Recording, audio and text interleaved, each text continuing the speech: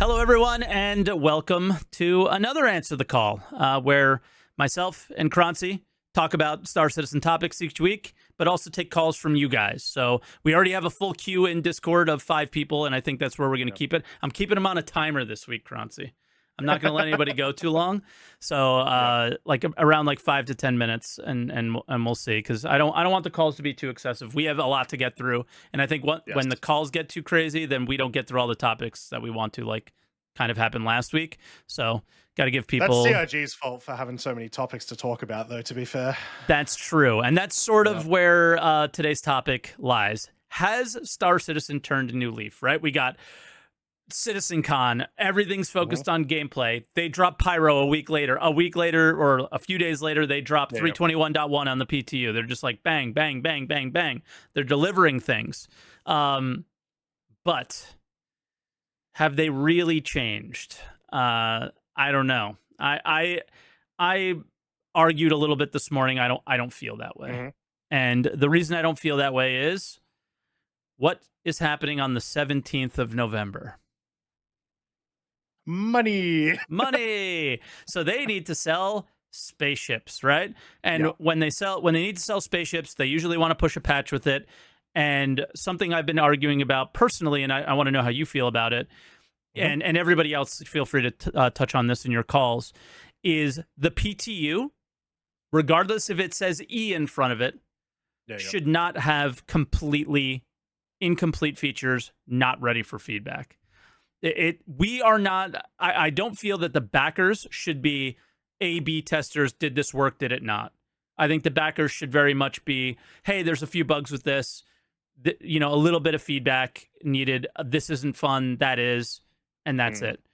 When you're delivering an ePTU in the state that it was in, completely insanely crashy, as well as features not ready to be even discussed, it's showing their cards that, hey, we put up a little bit of a facade of we want to do good things and we really care about live with the whole Pyro test environment, and then you deliver this test environment, which is being held to be the next patch on the 17th, right?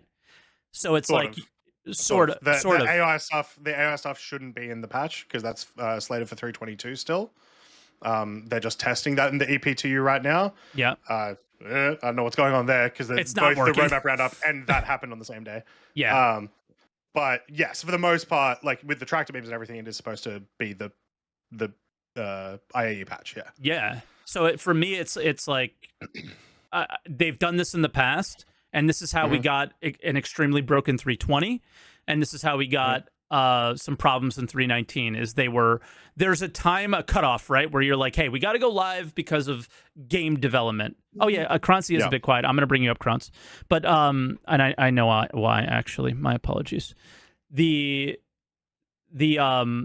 Oh yeah, why are you this quiet? There you go. That should be better.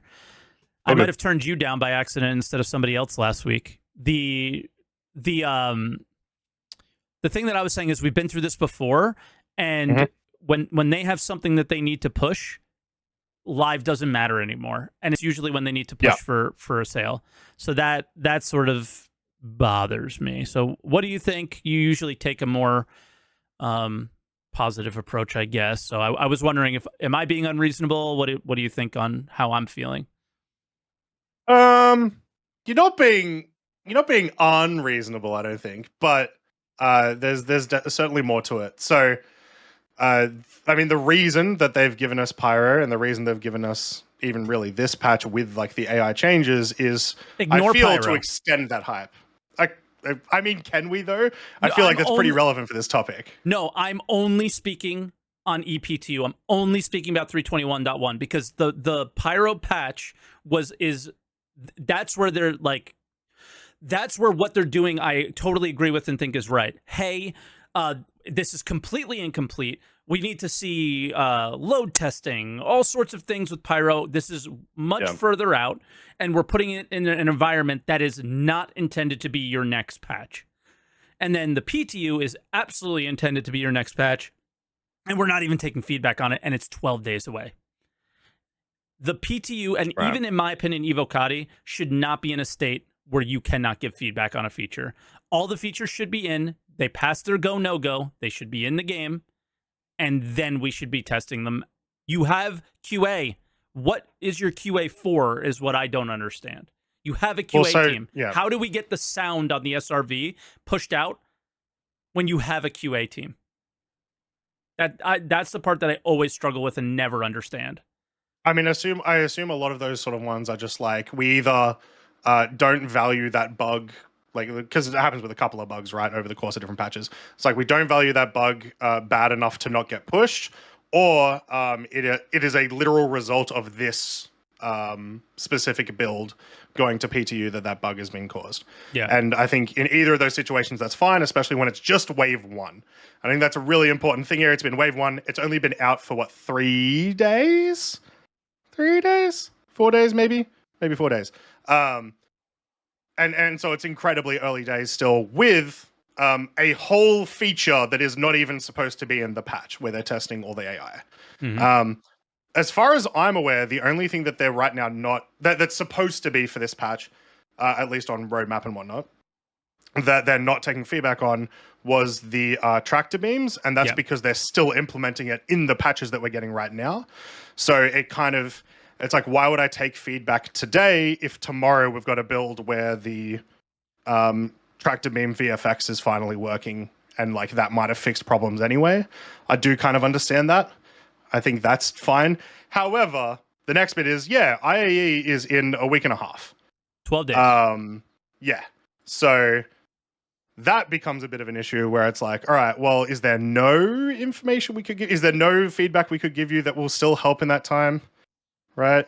It's a bit strange. It is a very light patch, right? Really, it's just, other than vehicles, it's just tractor beams and like a mission. Which is huge. Oh yeah. It's huge for the game, but I think as a feature, it's a very light feature. Like, it's not like we've introduced mining or that sort of stuff. Maybe I'm not explaining myself well enough though, because of the way you answered. I don't think that the tractor beams, the patch should not come to us if the tractor beams are in the state that they're in, and that they still need new VFX, and that they still need to actually make sure that they work before they deliver them to us. It's because this is a history with them, and this is how we end up with the live build in the states that they're in, is because they are comfortable releasing patches with gameplay in a state that is unreasonable to me. And it happens because they're still when you are slamming in features to a patch, what happens? Instability and bugs. Yeah. Right? So when it gets to us, what are we there for? We're there to find bugs, we're there to load test, we're there to figure out. We're the last step. Right now, we're not the last step is my argument. We're supposed to be that last step before it goes live, and we're being utilized in a way that I don't think is reasonable. And I think it's the reason why the live build suffers is because of the way they've been handling patches in the last 2 years, where the patches, and then they'll go, the patch is in PTU. No, it's not, because this isn't the patch. It's not ready. Yeah. So that's sort of how I feel. And if it needs a couple more days to cook to get those features in, then do that, and then ask us for our feedback. Then give it to us. Like I feel like we're still going to have those same issues though, even if they do cook for a couple of extra days. It's no shot. I don't know. No shot. The reason they're doing it is because they need to get stability feedback before 12 days from now, and they know that eventually that they'll get the VFX, the sound, and the features in. But because they're beholden to a timescale, they have to deliver it to us now. Whereas in any other situation, they wouldn't, right? And that's what I hate about it, is like, just push the sale back a few days. They've got too much marketing that's already been like produced and scheduled and stuff. What, 100%. A date on it? Are you fucking kidding me? Just re-render the video. No, not because it's not just the video. It's all the in-game assets and stuff as well that they've made for IAE, right? 100%. And then all of the background stuff on the thing. I'm not saying that's necessarily a good thing, but that's why you can't push it. You can't push that at all. It's because the marketing department runs Star Citizen. That's why. And that's where I'm at with things. is that have they turned over a new leaf yet? You're not proving it to me. Not with 321.1 right now. Now, there's 12 days. 12 days is a long ass time. Yeah. In 12 days, we've gotten tons of patches, and I'm not saying that in 12 days this patch is going to be dog shit.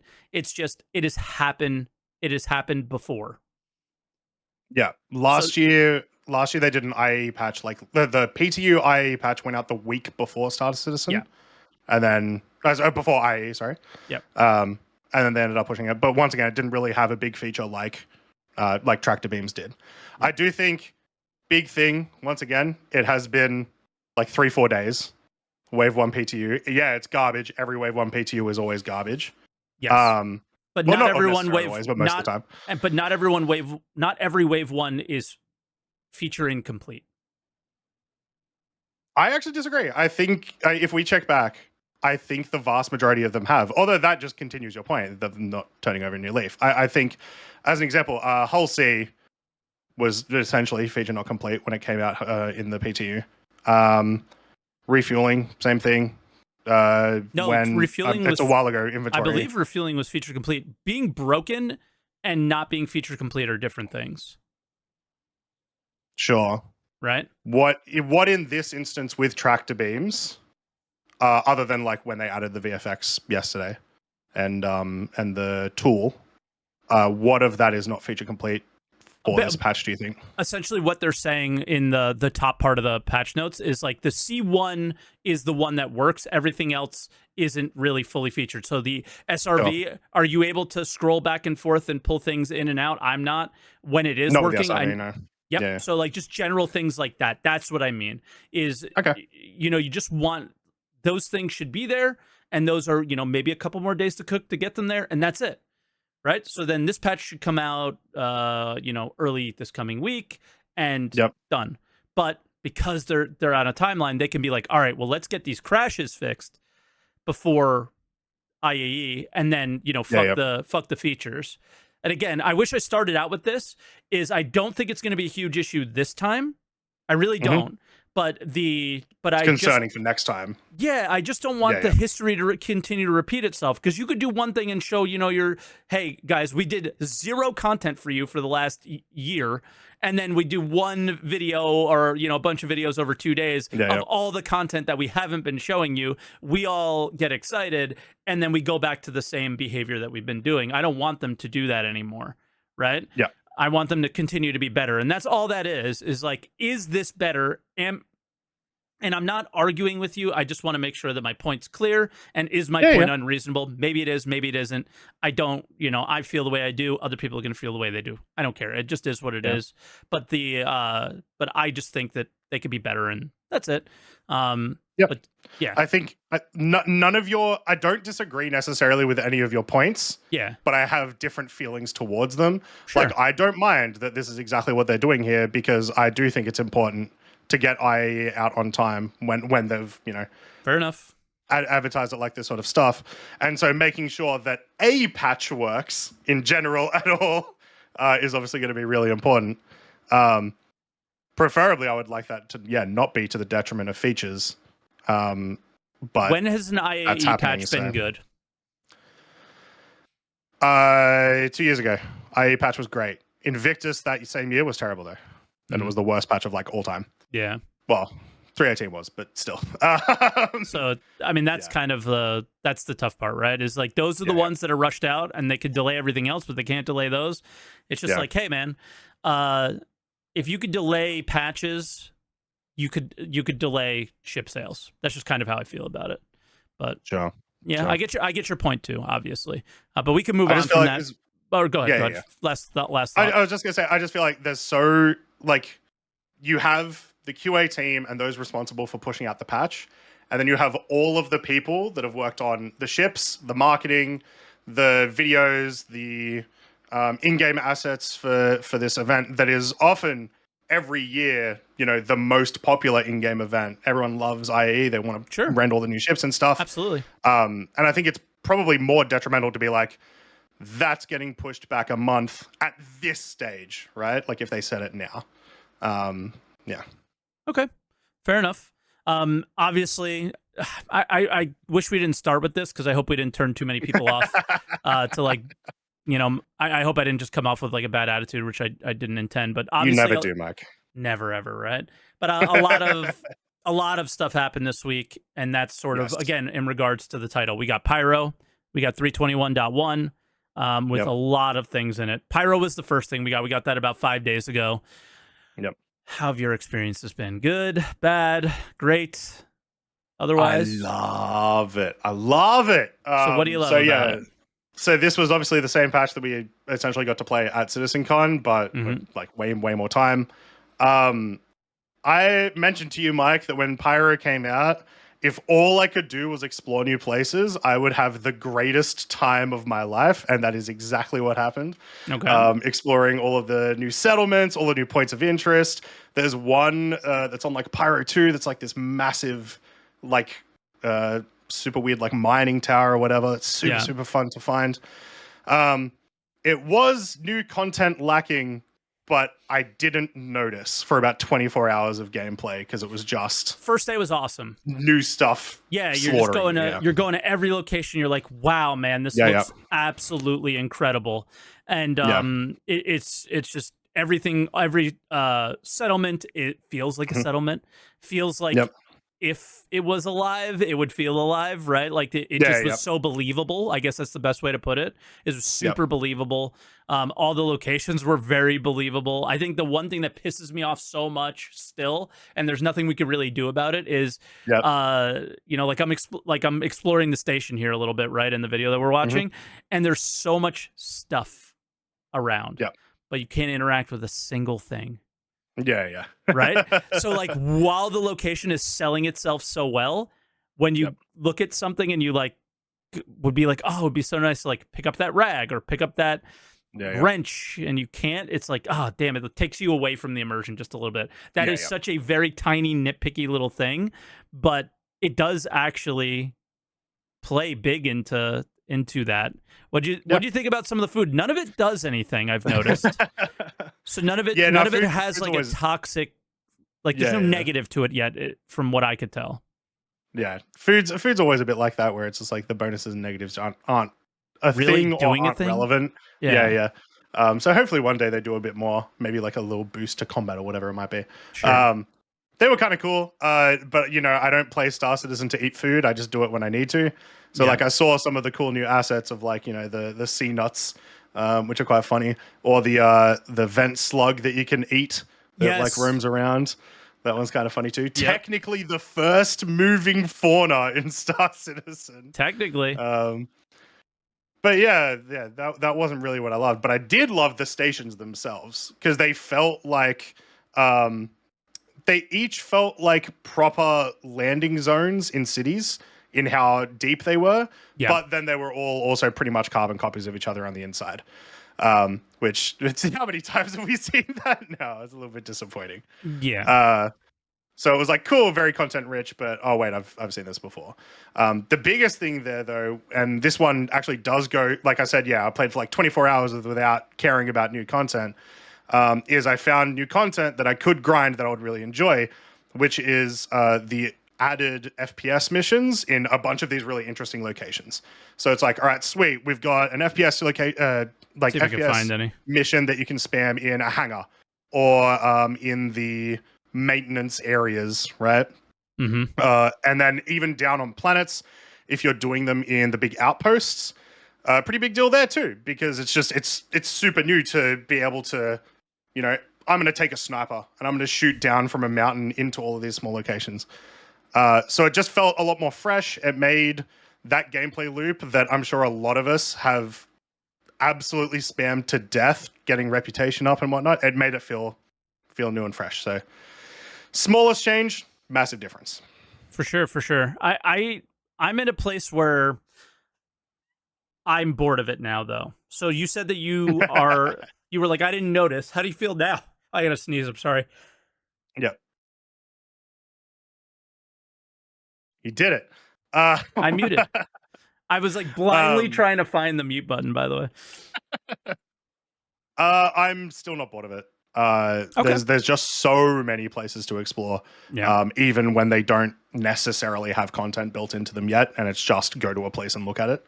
Fair enough.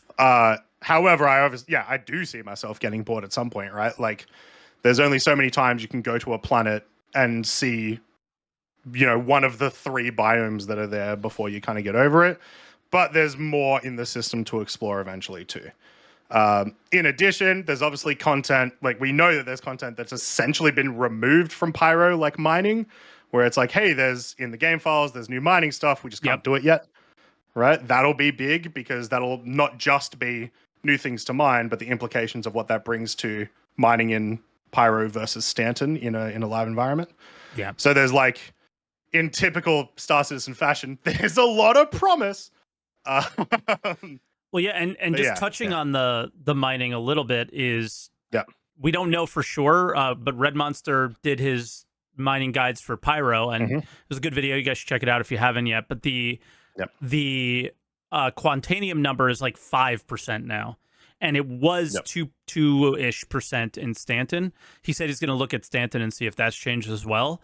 But if it hasn't, that's like, it's just doubled the amount of Quantanium that you can find in that location. So even if they didn't introduce new things and that Stanton static from what it was, that's a thing of note for sure. What I would say was like my biggest takeaway from Pyro was that you can see that they are prepared for reputation, but it's not implemented.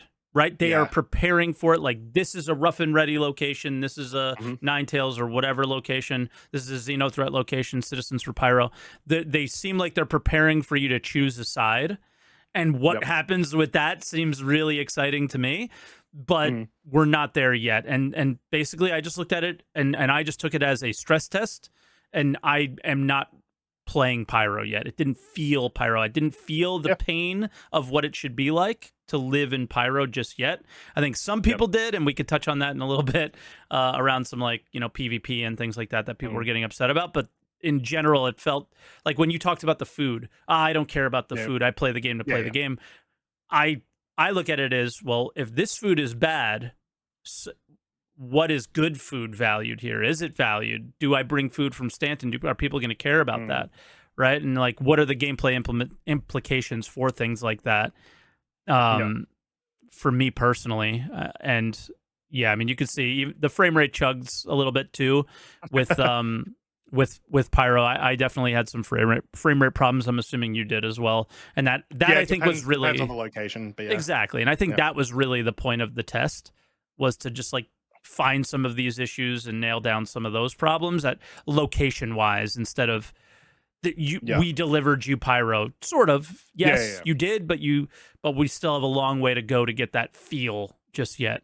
I think there's 3 real big things about this playtest that's important. Is I don't really think it's a test at all necessarily, other than more like a design playtest. Like, do you like these stations and what we've done with them and the planets and whatnot? It's also, hey, people got to play this at CitizenCon as a fun little thing. Let's give access of that to more people, and then also to continue the CitizenCon hype towards IAE when that can carry some stuff over and try to just ride that wave. I think those are the 3 main reasons that we're seeing it, and I'm okay with that. It's good fun. So yeah, exactly. I think the other thing is, and to touch on that and just to move it over to the PvP drama a little bit, is there was one station that is like basically lawless, right? You get out of the habs and you can blast your guns. Bug, maybe. Design choice, maybe. Test, most likely. How far do we want to take this is, I think, what they wanted to do. So if you spawned at that station, it's chaotic, and they want to see how the community handles it. How do you feel the community has handled it? I definitely have my opinions, but I'll let you go first. I'll let you take all the heat first on this one. And then thanks, Mike. Cheers. You're welcome. Trust me, I'm gonna get heat for what I have to say, so don't worry. So, which station is it? I see somebody asking in chat. I can't remember. Obituary? It's not Checkmate. It's not Obituary. It's not Checkmate. Begins with P, maybe? Patch City. There you go. That's the one. Thank you. Yeah, so people are complaining about PvP in a PvP zone. It's very interesting. Now, there are some things that I kind of agree with, where people say, yeah, like, I shouldn't be able to go into a server and then literally get spawn camped my first time getting in the server. Yeah. I agree with that. So, like, the whole thing with Patch City, the Habs being no armistice is super weird, and I don't think that's a good idea for now necessarily. It may be a great idea further down the line. But other than that, that's not the only complaints I've been hearing about. It's just people getting PvP'd around. People are complaining about, and I think that we're just getting into that world that happens in every single MMO where people are complaining about PvP versus PvE and like locked content behind different gameplay styles and stuff. Happens all the time. I mostly just hope CIG can do a good enough job to make sure that people don't leave the game. Oh yeah. I have a fairly similar take. Is the idea of the spawn location being able to be that way is super weird, and without like. But my thing that I want to touch on first is the PvPers' take on these things of the welcome to Pyro, argument. Like, this is how it is. This is very much how they've communicated about the way things are in Stanton, which CIG has adamantly proven that it's not the case of their design plans or anything like that, especially if you look at the base building idea of like your home will be invulnerable in certain areas, right? Like, invulnerability is literally a thing now. So just take all those ideas that you had about the game before, and they're probably gone. And there's going to be some level of invulnerability. Just look at every major landing zone in Stanton. You walk through a security check. Just because that security check doesn't do anything now doesn't mean it was never a plan in the first place, right? So there's plenty of things like that. And the whole attitude of the PvPers towards the PvEers is always this stupid thing that neither of them are making any sense to me. In no way, shape, or form should you be spawn camped at a hab. It's ridiculous. But it's happening now for maybe test reasons, maybe not, whatever. And the only thing that you can bring it back, and I think which is what you're alluding to, is when the NPCs can defend players themselves, right? So what? Not really. Okay, well, that's what I think. So yeah. So the people have said to me, I was like, well, there should also be things where it's like, well, if I'm just murder hobering even in a PvP zone, that because of bad reputation or whatever, that NPCs will assist me. There will almost definitely, especially even in the lore of some of the pyro gangs, there are a lot of murder hobering pyro gangs that probably don't care at all. So my thing is more just that the reason that it was really bad is because you'll set your spawn there, and then the only way to not be spawn camped is you have to reset your account. I don't think there's necessarily a bad idea of having a location where you can 100% murder hobo, but people need to be able to avoid that. I need to be able to say, I don't want to go to that area at the very least. And after dying there 5 times, somewhere else. Yeah, like after dying there 5 times, you should have the option to change your spawn or something. Yeah. I don't know about the lore. I don't typically care about it or pay attention too much to it. So I was always under the assumption of like, okay, you're in a rough and ready controlled area. They obviously don't want people to just be nonstop killed at their station. Just because a place is lawless from the UEE doesn't mean that there's no rules that are set in place, whether they're written down or not. So my assumption was that maybe these things wouldn't necessarily be a thing when the game is a little bit further along, right? So the whole welcome to Pyro idea seemed pretty stupid to me. But calling people mentally ill and other things for playing a video game that allows you to kill each other is really, really stupid. So any PvPer's response to people that act like that is totally warranted, in my opinion. So I basically had to at somebody who was being like called a moron or mentally ill on Twitter today or last night, because somebody recorded a video of them and, posted like talking behind their back kind of thing. And like, this whole I think it's called sub posting or something like that, right? I don't Yeah. know. And they were just sub posting and just it being cringe. So I was like, don't be a pussy and just show, if you want to talk shit about somebody, talk shit to their face. It's pretty Yeah. simple. And then at least they have an opportunity to respond. So I don't know. That's just how I felt about it. It's I think one thing that other people didn't recognize, and I also noticed, was that in Evo Kati, and whatever, if I break my NDA for this, like who cares? The rules are, there is no non-consensual PvP in Evo Kati. It has to be consensual. Yeah. So you can't just go around killing each other because that is for testing purposes only, that build, right? And I think what people are thinking is, because this is a special test environment, they are treating it like it's Evo Kati, and they think that those rules still apply, and they don't. Yeah, no. And that's, I saw some confusion with that as well with people. Yeah. That's not how it is. But yeah, especially when this build is months and months old, is what we've essentially been told by a bunch of the devs at like CitizenCon and stuff.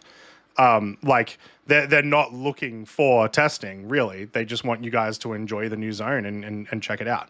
Yeah. With the main discussion there though of the PvP stuff, like I said, the majority of the sort of stuff that I saw was not about the spawn camping stuff at Patch City. It was just about general PvP in Pyro. Idiotic. Yeah, this is a PvP area that is designed to be the PvP area that a lot of PvE players have been wanting to exist for a while.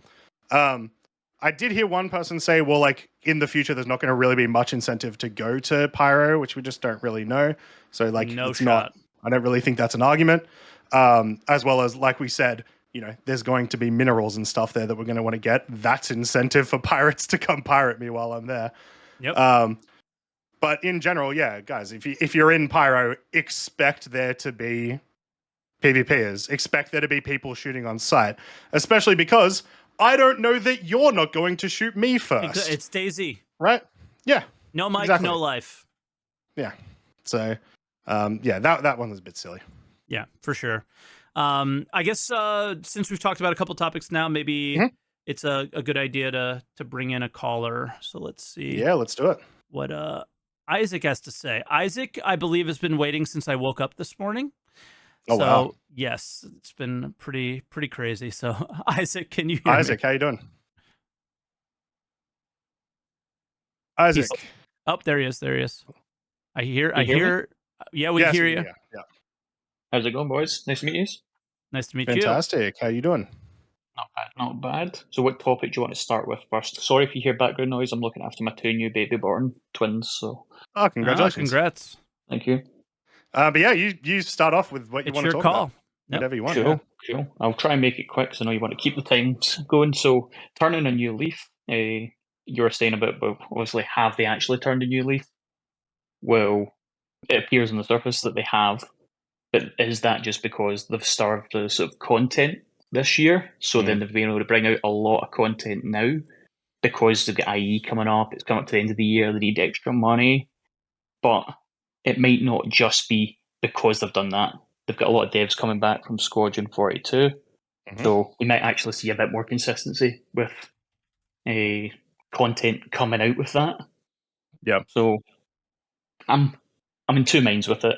It could be they've turned a new leaf, but I do think they've starved us of content this year so they could have a big whack because they've got like the letter from the chairman where it talked about Bounty Hunter 2.0. That's nowhere to be seen. Where is it? So this stuff is to kind of mask the fact that they've not got Bounty Hunter V2 or they've not got Serformation that was supposed to be out at the beginning of this year. So that's kind of where I am on it. Would it be more appropriate to say are Star Citizen turning a new leaf? Because it's also like a lot of these things have just happened in the last 2 weeks. It's been, that's a super short amount of time. And then as we get into, this patch releasing, as we get into 3.22 releasing, that'll give us a better idea of that. Yeah. I don't think we're ready. Yeah, it's probably better to say are instead of has. Yeah. Because we're not... They have a long list of things from CitizenCon that still need to be delivered. But I do get what Isaac's saying, too, is we've had plenty of conversations around this is what should happen in the next year or so over the last 5 years, and have they delivered on any of those? So that's why it still needs to be. We still need to give them time, but you can't keep moving the goalposts on things like server meshing. And for us to just be like, this is fine. So I think we have to look at more things like what we saw at CitizenCon outside of meshing, and see how they deliver them more quickly. And then we can go from there. Server meshing seems to be its own thing. That was supposed to be out in 2020, right? And now we're maybe 2024. So it's no, yeah. Like a big, I don't know if this links on to that, but I think there needs to be like a discussion about how long they're going to focus on the development of the PU after Squadron 42 comes out, and how long is the gap before they start working Part 2 and Part 3? Because we've been waiting years, we've been starved because all the devs went to Squadron, and now they're coming back. But how long are we going to have them back for before they leave again? Well, I feel yeah, that's right. We should get a conversation on that because, what would a Part 2 and a Part 3 entail? Do they need to redo a bunch of mechanics? Cool, that's going to mean those devs need to go back, right? Or is it literally just going to be like, cool, we've got the exact same game, but it's just like level designers just going at it, right? Yeah, it's not something they've talked about. It's not something they will talk about until Squadron releases, I would assume. I don't want to hear about it until I don't want to hear about number 2 until number 1's successful. Because if it's not successful, you don't even need to bother with number 2. You know what is successful, and the PU is what has driven their funding for however many years. Don't concern yourself with that for a while, and that's what we would hope that they would do, is my assumption, but that's out there. That's pretty far away, I think. Cool. I'll hit on the PvP drama. So the game has always, as far I've been here since 2013 following it, and the game has always been stated it was going to have solar systems that were going to be PvP zones, and it just so happens Pyro is the next system we're getting, and that is a PvP zone. People are just going to have to suck it up because this is a lawless system. Can understand the hab issue, but that needs sorted, but that can be sorted out with AI down the line and custom zones and stuff. Cool. Happy with that. I don't think there should be a limit to me shooting someone in the middle of Microtech, but there needs to be the AI background in the base of solid custom points and solid AI to make sure it protects the people at that point. But in general, PvP drama, it should just be it's all just go and kill. Just go and kill. That's what Pyro is, man. It's just got to deal with it. It's risk and reward. Yeah, for sure. Yeah. I just look at the everything around this as there was one video that I watched yesterday, I think it was, from a guy who is straight up a cargo hauler. That's it. And he had he just went, yeah, the same for me. He didn't get mad. No. He didn't complain. He goes, I'm a cargo hauler. I don't think this place is for me right now. Because he's also like a solo cargo hauler, right? Like it's definitely for you if you're going hard with a bunch of people, and then you might have some of those guys in combat fighters. He just goes, yeah, the same for me. And it was that simple. And it's just like, yeah, you don't have to suck it up and deal with the PvP. You don't have to be there. Yeah. Right? And that's the thing, is like you have to recognize that as the game grows, there's going to be places you're hanging out, and there's going to be places I'm hanging out, and there's going to be places other people are hanging out, and it's just not for you. And then, if the profits are really there, and that's the idea behind a place like that, is hopefully it's high reward for the risk that you're taking, right? And then you're just going, is it worth it? Right now, they're looking at it, and given everything we know about Pyro right now, which is very incomplete, none of it is worth it. Yeah. It's not worth it to do the same missions. It's not, it's beautiful, but that's... Yeah. But the thing is, you've obviously gone back to Stanton since and played like the PTU or whatever. Patch, yeah. Stanton, like, it was just like, oh wow, it's so clean. Oh, it's so nice. Like I started realizing how much better it was. But, yeah.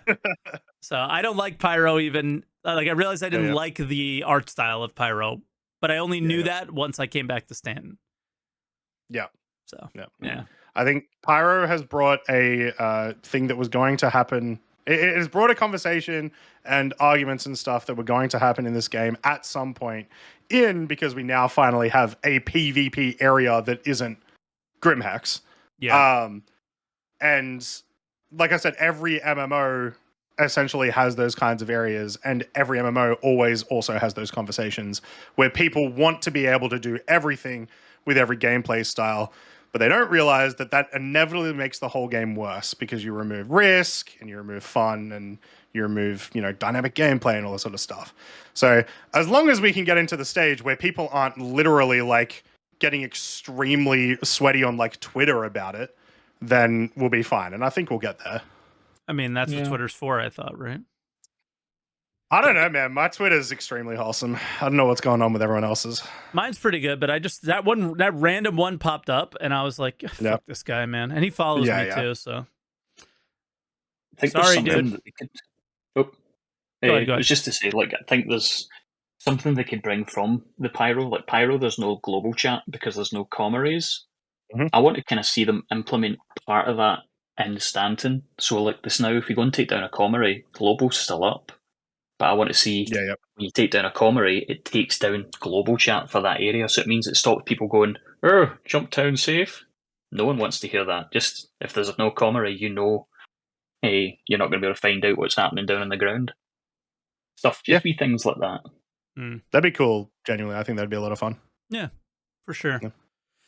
But all right, Isaac, we're coming up towards that time since I'm taking a peek at times now. So sorry. Is there any final thoughts you wanna chat on?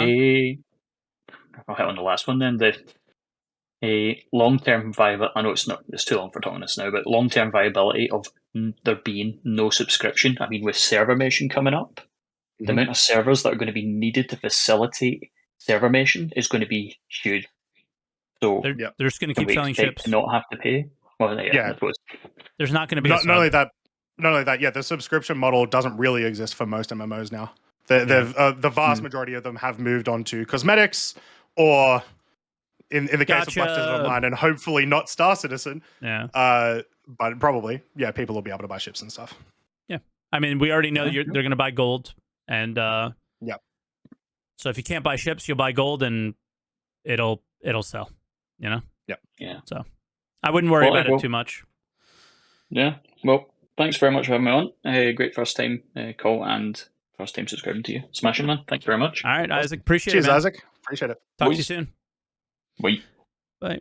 All right. So that was Isaac, and Isaac's still here. Now that was Isaac, and we can we'll bring on one more, and then we'll chat on some other things and move on. This is one thing where maybe we can I have an idea for the future. We'll talk about it. But I'm thinking like screening callers and bringing in callers that want to talk about the topics that we're talking about.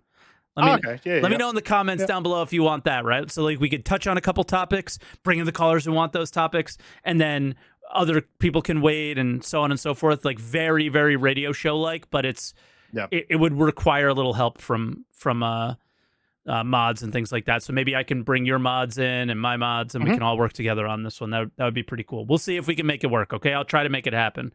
But my mods are always like, "Wait, I have to do work." No, so yeah. See, my mods like me, so mine don't. They just make fun of me.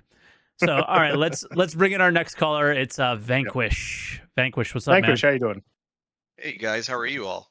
Good. How about yourself? Pretty good. I appreciate you having me on. This is my first time on. I've been listening for quite a while, so I definitely appreciate it. And man, I have a lot that I agree with what Isaac said, but just took a couple of notes, and I wish I had called in back during all the CitizenCon talk, because I had so many thoughts watching that. I did watch Mike, you and Level Cap the whole 2 days, and that was an awesome experience. Hope you guys do that again. It was almost like the Super Bowl of Star Citizen. But just maybe, and with a great ending this year too. But the first thing I want to say before I forget is about the PvP aspect of Pyro. I had a hilarious experience my first time in. I took my Corsair out, and within like 5-10 minutes of having my ship out, there was a solar flare warning. And I was like, oh god, here we go. So I got to Bloom, which was Pyro 3, got out there. Yep. And immediately saw a redeemer at a point of interest that was engaging, and I was about to shoot on it, and I thought, you know what, maybe I'll be the nice guy today. So I went, which was really stupid, right? Yep. So I went over a mountaintop to land, and I figured, oh, if a solar flare is coming, I don't want my ship to be disabled and then crash or anything like that. So I landed, and the solar flare took longer than I thought. Sure enough, redeemer came over the mountain, started engaging me. I ended up crashing and surviving. I lost to the Redeemer, Nice. Damaged him. But anyway, the reason I'm saying this story is after I crashed, the coolest thing happened. The solar flare hit, disabled the Redeemer before it could kill me. Yo, that's sick. So fantastic. That's the type of emergent gameplay that I want. And he wouldn't leave after the solar flare ended, but I could tell he was disabled, and I did not have the gun that we all would want in this situation. I didn't have a railgun on me. And anyway, they didn't know where I was, and so I just typed in global chat, "Hey, on my body is such and such." They bailed. It didn't know I was still alive. So that's how I survived the encounter. That's sick. That's awesome. I wanted to use that as an experience to show people that, even if you lose, you don't have to lose the whole game. And sometimes psychology helps a little bit. But when I saw Pyro, I realized a couple of things that I think is a good point, and it's about points of interest. Right now, it kind of sucks for us that all these points of interest are known. Some people are just running gun. They'll hit up points of interest and will attack anything they see on site. I think the future of exploration gameplay and selling points of interest, the fact that points of interest won't all be known right away, plus as the universe expands in size, those two aspects are going to make it so that encounters are truly encounters, and it's not like this constant hit and run. It'll be more emergent gameplay, and I think when that happens, I think people will finally understand why it's good that they keep going this direction. Unfortunately, that's not until down the road in development. So I think we just have to get through these growing pains, personally. Yeah, and I also think a lot of the problems you're dealing with in Pyro is most people were doing what Croncy did when he first got there and is still enjoying, is like, yo, let's check out all the new locations. And the moment they did, most of that, and they were like, all right, now what? And then it was just like, oh yeah, I could shoot at everything. And so like, I don't think this is exactly how people are going to play it when it's released, right? I think people are just kind of bored / just seeing what they could do, and like I just, there's so much more that has to happen to the system for any of this stuff to. I just think there's lots of overreactions on both sides. Like I read a comment in chat that I think is really kind of interesting too, is like, you see a lot of the PvPers say, well, we PvP in Stanton because the game is open for PvP and space is dangerous, and then Pyro is PvP because it's lawless, and it's like, well, every area can't be PvP, guys, right? So and I think that there's going to be restrictions in both places for different reasons and different ways, and it's one thing to have PvP, and it's another thing to just be running around murdering everybody with zero consequence. And I just don't think that will ever be a thing in the game to that extent. Although now, with hearing the lore a little bit, maybe in Pyro more than I would have assumed, right? But I think if they tie rep in, it's going to be like, all right, well, if you're murder hoboing in the rough and ready area, are they going to get mad with you? Maybe. I don't know. So we'll have to see. The story that you told, Vanquish, is so great. Everyone always asks me how I keep on being positive about the game, and it's because of the stories from like players like Vanquish just said, where, in this super weird situation, I know that this really bad thing's going to happen. I park down. Oh no, he started engaging me. Oh man, that guy, we would have never met each other ever in game before. This guy got crushed because of this ability or whatever, is so damn cool. And that's another reason why I'm going to really enjoy Pyro. I think it's going to going to provide a lot more of opportunities like that for us over the course of the next couple of years. So that's why, like, even with all of those things in mind, the smallest changes where it's like maybe there's no comlink here ever, or maybe, you know, all of the NPCs here are essentially always going to be enemies. That sort of stuff can just provide you with so much additional gameplay. Like, I'm excited. Yeah, I think what I would just say about that story is I take my lessons from Indiana Jones: The Last Crusade. There was a quote at the very beginning where he tells young Indiana Jones, he says, "You lost today, kid, but it doesn't mean you have to like it." And that's how I would go about PvP. Yeah, it is what it is. But the only other thing that I really thought that would be important to mention, because I don't want to take up a lot of time, was the turn a new leaf. I think it's a great way of gauging kind of opinions and stuff. I'm about as we're about the same age, Mike, you and I. I've been watching the project. Yeah, a little bit. I'm feeling it. And anyway, my point about that is I remember 2011-12 when there were even rumors and hints about, you know, Chris Roberts wanting to do this project, and I thought, hey, this would be cool, but I was just so skeptical. It wasn't until 2019 that I actually finally pledged, you know, for an Aurora and started out that way, and now I'm a space marshal and an idiot. But anyway, I think that turn a new leaf is not the right question. I think is Star Citizen turned a development corner more important for us to talk about. And my hope is someone who's been watching the project for a long time, first of it far, and now obviously more invested. I do believe they have, and this Citizen Con was the first one that gave me any real hope that this could become a real game in server meshing. Yeah, I had a little tear in my eye also, so Mike wasn't the only one. And it wasn't just because we've all been waiting for this moment. I think it's important for everyone to recognize this is a game company that is doing something that hasn't been done before, at least in some way. I don't want to 100% liken it to a lunar module landing on the moon for the first time, but there is a little bit of a feeling of, you know, we're doing something that some people think is impossible. So server meshing is really important for me, and I think seeing that really changed my mindset. And most of the features we saw in the 2 days of CitizenCon, I do believe could be ported over to the PU in the next 12 months. And I think what we saw was real for the most part. Base building, 100%, that ain't getting done in 12 months. We all know that. Like, I don't think they're fooling it. No. If they did that in 12 months, it would be an extremely bad and not even tier 0, but like tier -1 version of the feature. Yeah. Hull scraping. Yeah. Best. Yeah. Exactly.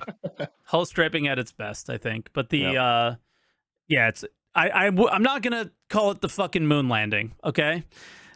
I think that was a little much. But I will say that I finally feel confident. I've been saying this for the last few weeks. I finally feel confident that this is the game that I backed, and that this is the game that I want to play. So, you know, like I was really looking at other games for the last couple of years of like, I really love streaming. I don't know if I'm going to really enjoy streaming this game with the who they're listening to and what direction they're doing, and they're going over the single player game. What's going to happen? And CitizenCon kind of proved that it was like, all right, well, they are making a game that I'm going to enjoy, and how quickly they make that, I'm not holding my breath, but I'm much. All you have to do is tell me what you want to do, and then I just get to watch you do it. And yeah, that's it. I just didn't know what they wanted to do for so long because everything felt like it was so up in the air, right? And this year kind of tells me otherwise, and that's good, especially around like PvP, PvE, everything. So yeah, man. But Vanquish, I don't know if you have anything else because you sounded like you were coming to the end, but we did talk a lot. So on your call. I appreciate you guys. I just wanted to say watch you every week, and we'll continue to do so. Keep doing what you're doing. Thank you, man. Vanquish, thank you. Wait, one question. Yeah. Better before or after I joined as co-host? He called first definitely. I'll just say yes. Ban him. Get him out of here. Listen, how many new callers have there been since Croncy joined the show? I think it's clearly better after. So I will say, I'll say it like this. I think it adds good contrast when you have someone to talk to, just like I think the contrast between PvP and PvE makes both worthwhile. Yeah. I also think people are more comfortable joining with Croncy here because they know they're not just going to get dumpstered and yelled at by me the whole time, which I think started to be what it became. It was like me arguing my points with the caller, and it was like it just ended up not being good content, right? Until we get a caller where we're both like just going down just bashing him in his face in. Yeah. No, I don't think we will though, but yeah. All right, Vanquish. Thank you very much, buddy. Vanquish. Thank you guys. Appreciate it. Later. Cheers. All right. Let's shift the show a little bit to what we would want to do in the future if we had some people checking in on the callers. But 321.1 came out. Now we talked about the state of it, but we didn't really talk about a lot of the things that were in it. So how's your experience been? Highlights? I love it. I have not had more. I crashed nonstop for 2 days in a row and didn't care. Yeah, I didn't have a crash recovery that didn't work. Well, every single time I crashed, crash recovery worked, and it was fantastic. That's a huge difference, right? Yeah. It almost worked. There's some things that it didn't. What I can't remember what it was yesterday that it didn't maintain. It was really interesting, actually. Okay. Oh, I crashed at a bunker after I left the bunker, and I was in my ship. So it maintains the mission if you crash, but what it didn't maintain was, when you finish a bunker mission and they're like, "Yo, 15 minutes, leave." Yep. It didn't maintain the 15-minute timer. So when I got back in my ship, the turrets were like, you just got, I just started blasting, and I was like, "Oh no!" And it literally broke my SRV. That's why I haven't been able to use it. Repair doesn't work. Claiming doesn't work. SRV is just dead. I haven't done a reset or anything. I could try that actually. I haven't done an account reset, so that'll be the next step. You just alluded to a very massive thing that's in this patch, which is the SRV and tractor beams. Yep. And incredibly buggy, as you would expect new features to be like this sort of one. Yep. But they've been getting a lot better already. We've had 2 patches in the EP2U so far. Super cool. I do think there needs to be a lot of balancing between the ship tractor beams and the 2 handheld ones now that need to change. Like, for example, I don't think you should be able to grab a 32 SEU box with like the small one. And you can. All. Yeah, and you can. Just make it a bit more disconnected. Give me more incentive to use like the rifle tractor beam. Yeah. Like I'm using right now on the 24. I did so just to be clear to everybody that with the handheld attachments or the handheld multi-tools, there is a difference between the two. You are able to pick up, as you can see, I'm able to pick up a 32 with the small one, so that hasn't changed. The differences in the rotation speeds, and it's pretty slight. That was the only difference in feel that I had. I will try and scan and look for actually I'll bring us here and scan for it. If it's a little bit jarring, I did go down to the ground, and that's where the biggest difference was. But there is also, here we go. There is also a difference. There's 3 different tractor beam sizes. So there's definitely plans for there to be a difference. But what that difference is... there already is a difference. It's just, I think there needs to be more. Like, for example, the rifle can pick up vehicles and stuff already. So can the multi-tool. At least small vehicles. Wait, really? You were able to pick up like a Cyclone or something with a multi-tool? Yes. Here we go. Oh, interesting. So I was able to pick it up barely, though. So it is... The answer's no. But yes. Like, I lifted it. Yeah. But I can't do anything with it. But I was able to like lift it off the ground, as you can kind of see here. Let me just full screen it so you can fully see. Is I got it up off the ground, but it was a struggle. And then I pulled out the other one, and forget it. It's super simple. So this was like the biggest showing of like, hey, there's a mass difference. I'm able to do whatever I want with the big one, but not with the small one. And then it was same with the 32 SCU containers. There was a slight difference in how I was able to move everything, but not too great. But the vehicle tractor beams, since they've been so buggy and so unfinished, I haven't really been able to tell a super difference between them very much. I did tractor beam a salvage mission away from the salvage. So I took a mission with me. And then I broke the whole game for myself when I did have the SRV. So that was fun. But I will look for the other amazing major clip that I had the other day. I had someone come in my chat and ask, what are the gameplay loops that the SRV and these other tractor beams provide? And I don't think a lot of people realize that you are not playing the gameplay loop of an SRV. You are using this to make all the other gameplay loops way more entertaining and more interactable. Like, for example, in mining, where I was very surprised to find out that you were able to get the tractor beams to work on broken asteroids. Yes. Awesome. So what are the implications of that? Well, if you're doing that in space, you can start to bring all of the important asteroids in. You can yeet out some of the ones that you don't care about, get them out of your way, that sort of thing. With salvage, exactly like you said, bring some salvage in together. Or if you really need, quantum travel with that salvage to the reclaimer that's way on the other side of the system that your team is, working on. And then obviously, the ability to move cargo and stuff like that. So this is really a thing where it's not making its own gameplay.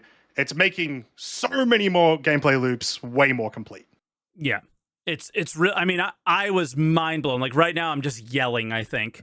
Like, holy crap, like I can move this thing. And you're just thinking about the like clearing out all the bad stuff, right? And then only leaving the good stuff, or bringing these rocks with you. But I wasn't able to put it inside the ship. I tried, it fell through, and leaving with it was very, very difficult.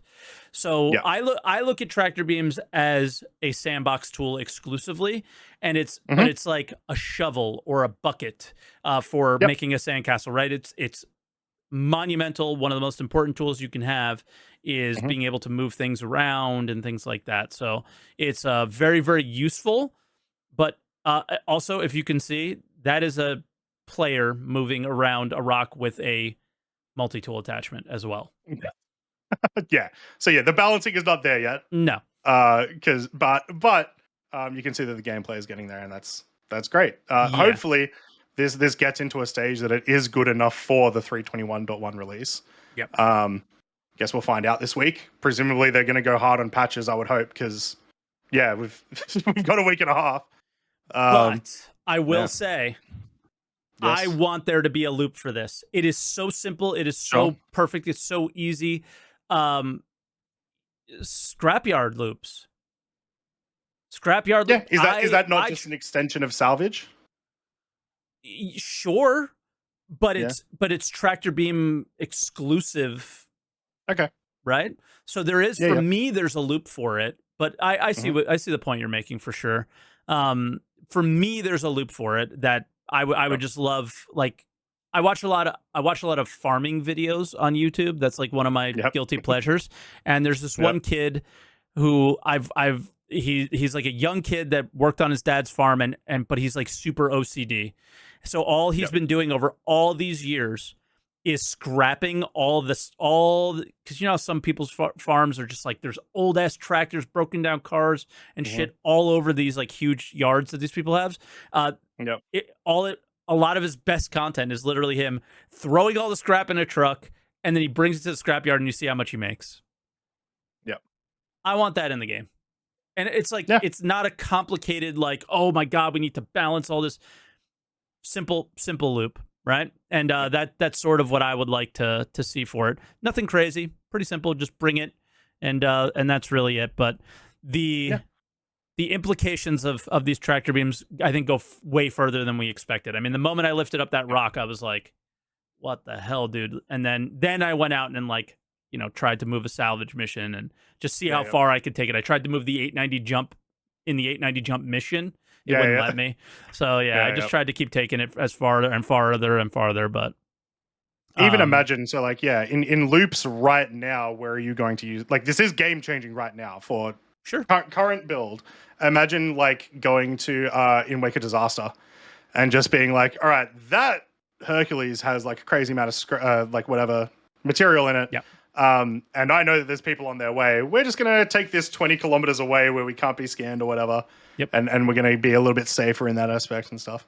I think it's a lot of fun. So yeah. Now, to also, be fair, the VFX are so good. At least Yeah. from today, the VFX are so cool looking. They are. They do look good. And the one thing I will say though is when I did move any marked ship, the moment I let go of the tractor beam, it like disappeared and then ended up somewhere you couldn't get to. I couldn't quantify. Like I broke the game. So I don't know how possible those things are going to be in the future. So I don't know if that specific gameplay implication will exist. It would be very weird if I couldn't move it. Yeah. Right? Yeah. So they'll have to think about how they want to deal with that, because it would be sort of game breaking. Like the meta for Wake of Disaster then would be 5 SRVs, go there instantly, tractor beam them, and fly them somewhere else. Yeah. And then it's because the way they do it is like, all right, you have to fly to the location, and then it re-triggers and shows all the ships as markers, right? Yeah, we would break that completely. Cool. So yeah, it's like, they would have to rethink how they do everything. But that, because I would say that's a bit of an exploit. That's Elliot's problem. Yeah, it is. But I think that would be a bit of an exploit and problematic. Yeah. So they might have to rethink how they do that. But the one thing I do want to talk about tractor beams, and I don't know how much experience you had with it, moving cargo with them is not good. Yeah, no. The placement of them. I didn't do any of it, but yeah, it looks bad. You can tell the game has been built for 10 years without the game thought of. It was make pretty ship, tractor beam goes here because it would look cool. Yeah. And in my mind, it would make sense maybe from the artist, but the gameplay designers didn't have the say on that. So like trying to use everyone's just gonna default to the multi-tool tractor beam when moving cargo. Yeah. Or the dedicated one, excuse me. Yeah. Because it is so painful. And in my opinion, and I think that this would make the Vulture so much better, is there should maybe a mini tractor beam or something like that should be in every cargo bay of the Caterpillar, cargo bay of the C2, C1, whatever, so you can move things in and out of your cargo bay. So you scroll in to put it in, you scroll out to get it out, and it's much simpler than I'm on the outside of the ship, I need to move it in there and guess where it's supposed to go, and it's just a mess, man. So they really need to rethink that, or really talk to us about how they want cargo moving to work, because this is not it. Yeah. Like, because I feel like they probably haven't talked about it in a really long time, because at the very least, I haven't heard them talk about it.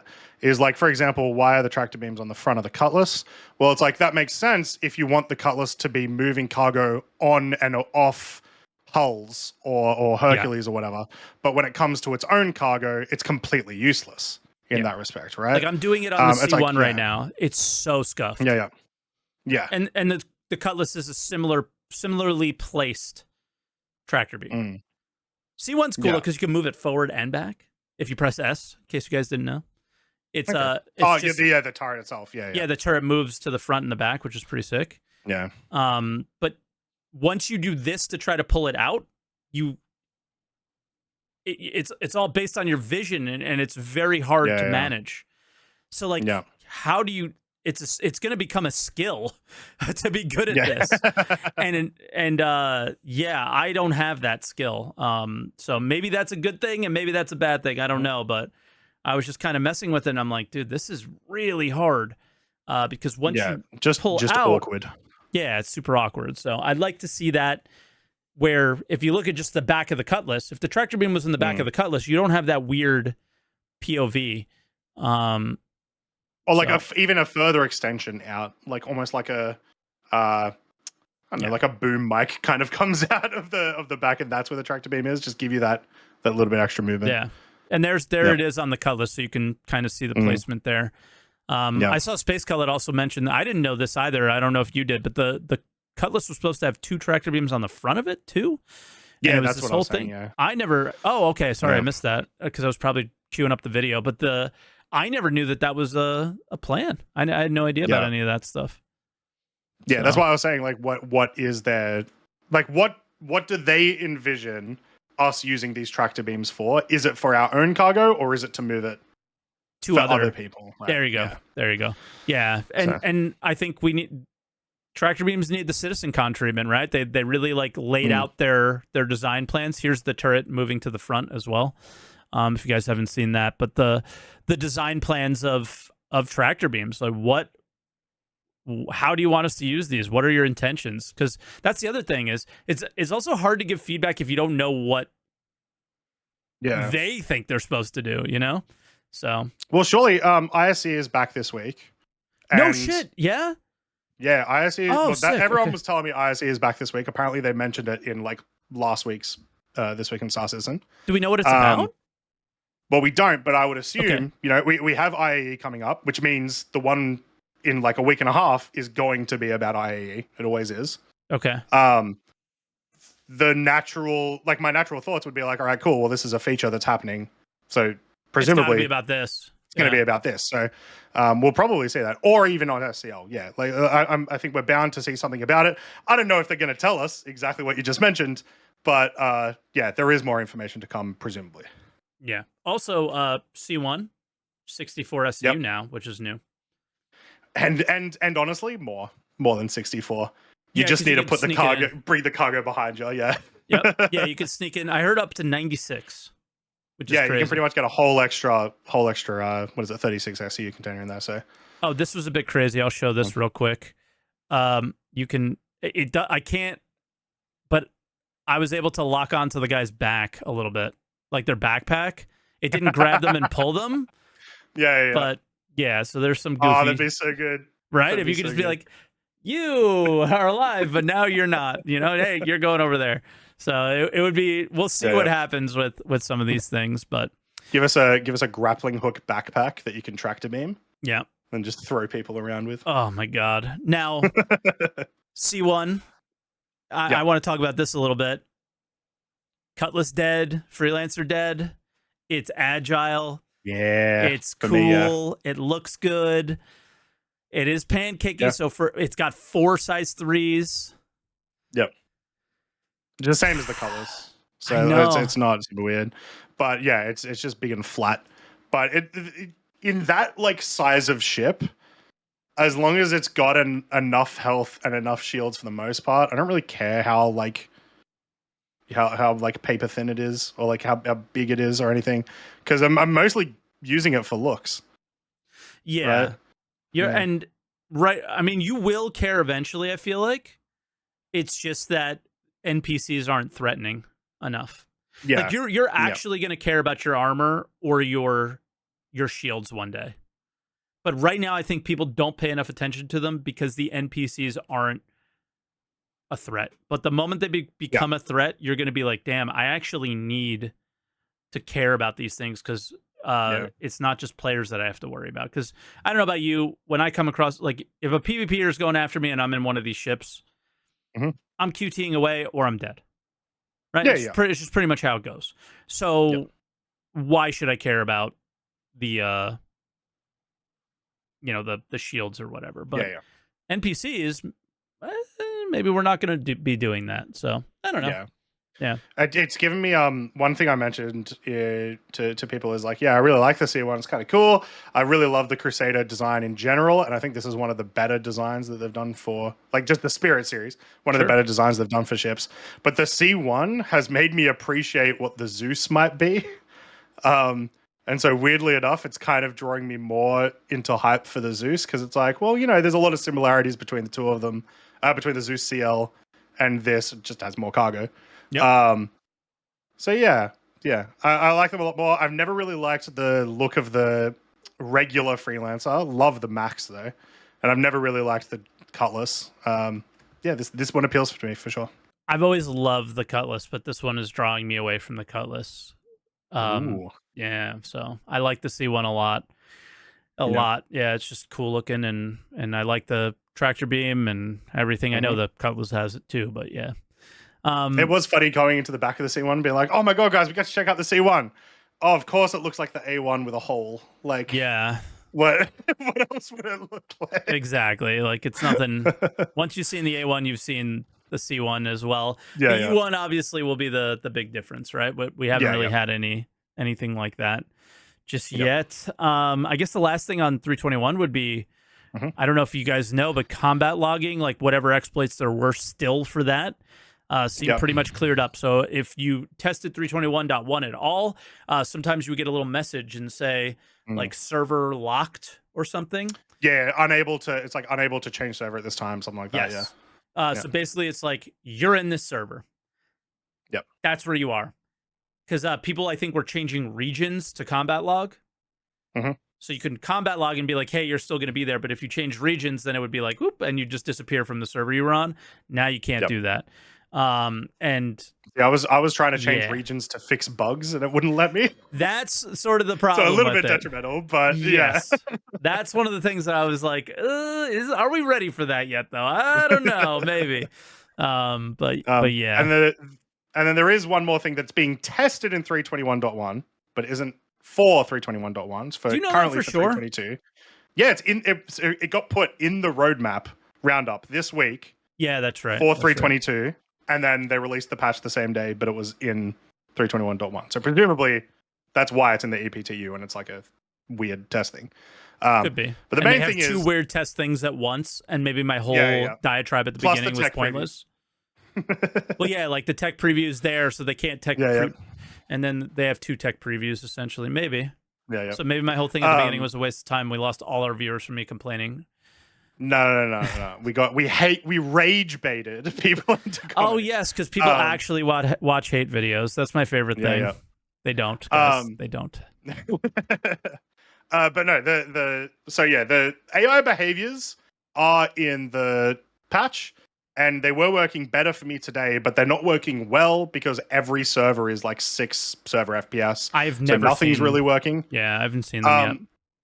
I saw one important thing from the Squadron demo where they were saying like these are the behaviors that are coming in, which is that I saw an NPC loot their dead buddy. Oh, so, sick. Yeah. Yeah, so that worked. They then proceeded to never move again for the rest of the encounter. Classic. But they did it. And they also, I don't know, like even when I was watching you earlier, they do feel a little more aggressive. Yeah, they just don't shoot. In my opinion. Yeah, exactly. They'll run to you, but the server won't let them press their gun. Yeah. Yeah. Yeah. So we'll see. That was one that I was like, okay, so you put them in this patch, but I was like, maybe it's not going to be in 322, and like things have come forward. Yeah, in the past. It's weird. Yeah, it's possible. Yeah. It's just weird that it would on the same day. Here's a roadmap. We're adding this to 322. Also, 321.1 has that feature in it. What? Okay, interesting. So I don't think it's going to make it. I think it's a test now, deliver after IAE. Fair enough. Could be because they still said 321.x, so it's not guaranteed that .1 is the only patch we're going to get. Right?